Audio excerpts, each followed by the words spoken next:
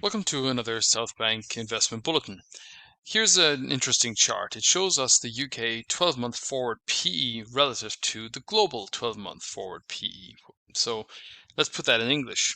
It basically compares the valuation on UK stocks versus their global peers. And we can see on the chart that it's right at the bottom. So UK shares are cheap relative to global stocks. So that's the relative comparison. Now let's think about the absolute comparison. Are UK stocks cheap in an absolute manner?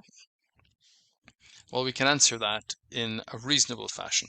But one thing is certain, before we get there, is that the pound is strengthening. It's up to nearly 124. That's the upper side of the 4-month range.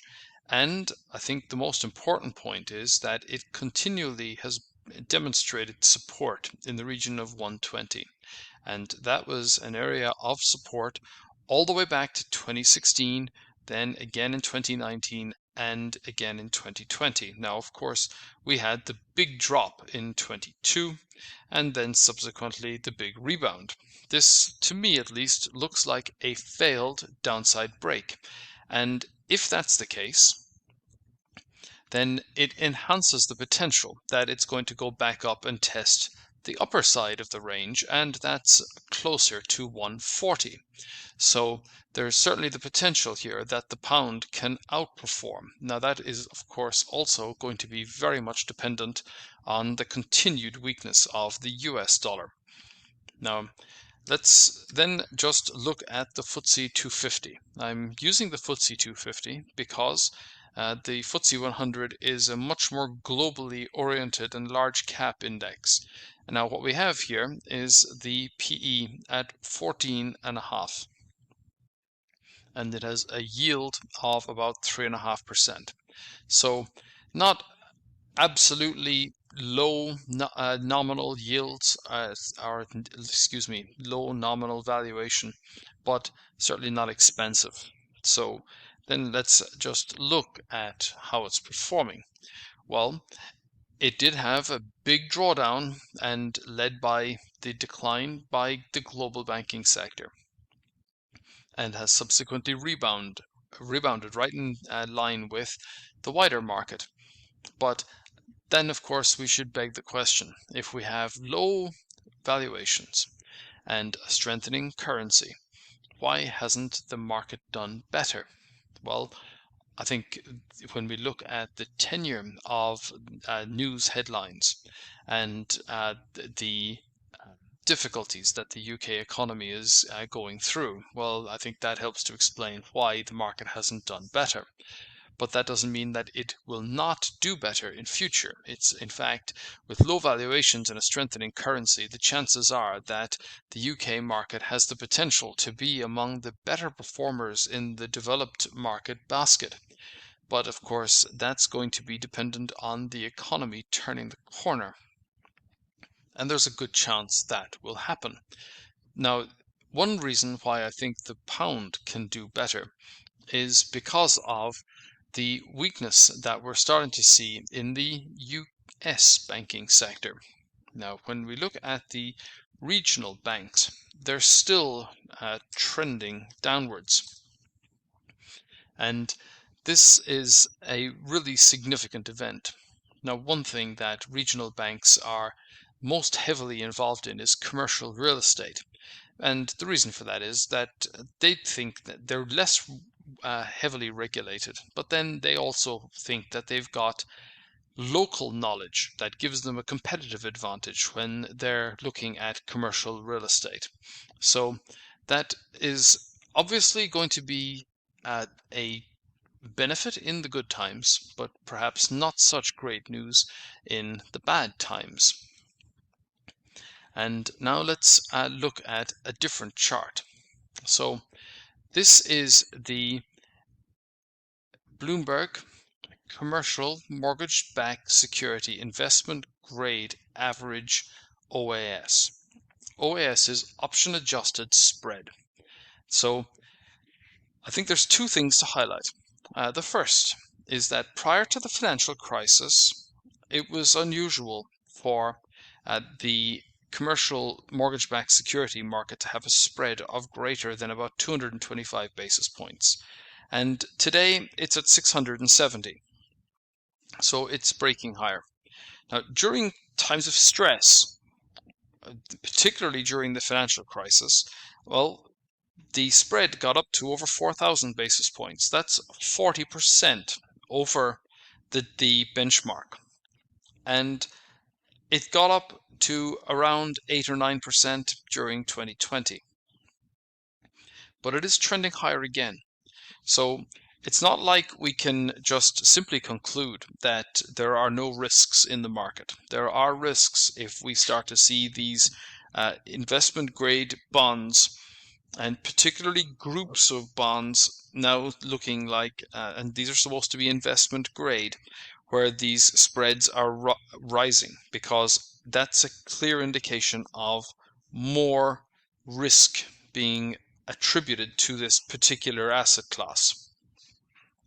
So the global economy, but most particularly the US economy, is not quite out of the woods just yet. And what that definitely suggests is that the stock market, having not rebounded as impressively as one might have hoped, is probably more to do with what's going on in the fixed income markets than what is actually going on in boardrooms. So then let's also just pay attention to what's happening in those UK bond markets. The 10-year yield is hovering here around 3.5%.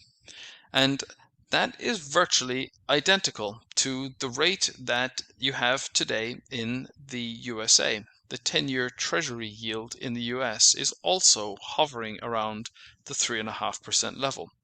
But rates in the US are quite a bit higher. So what that also suggests is that investors are betting that the US will be cutting rates, and probably ahead of the UK. And on top of that, that implies that there is a greater risk of a deflationary force and a weaker currency for the US than the UK.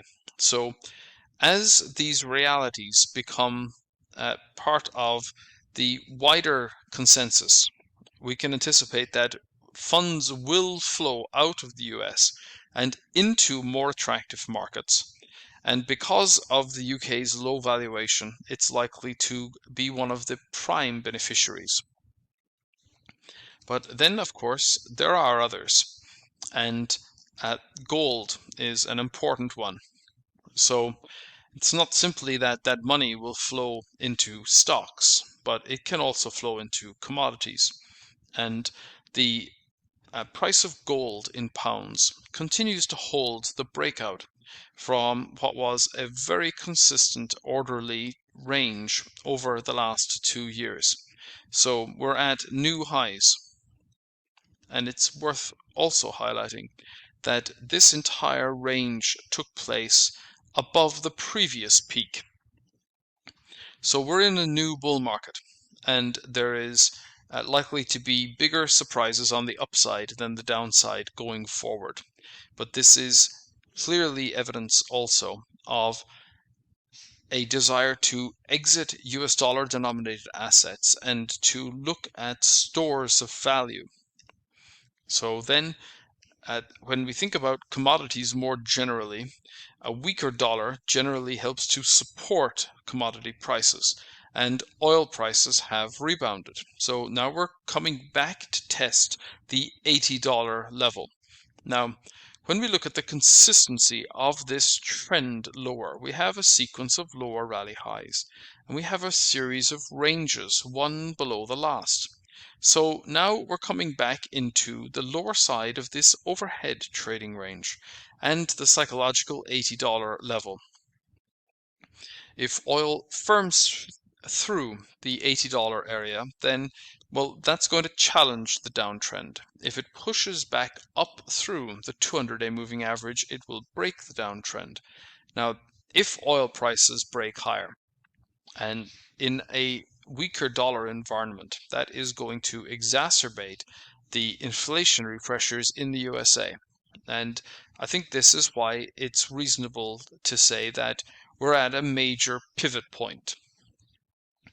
Either inflation is going to evaporate and come back down without any kind of real economic issue, and this really has been just a medium-term correction within an ongoing bull market, or we're at a significant pivot where there is going to be higher inflation for longer, which will necessitate higher rates for longer, less credit availability, and therefore less growth. So we're at a very interesting juncture for the global markets. And in either environment, lower valuations will be better appreciated by investors. And I think with that, I'll leave you for the week and wish all the best to all of you.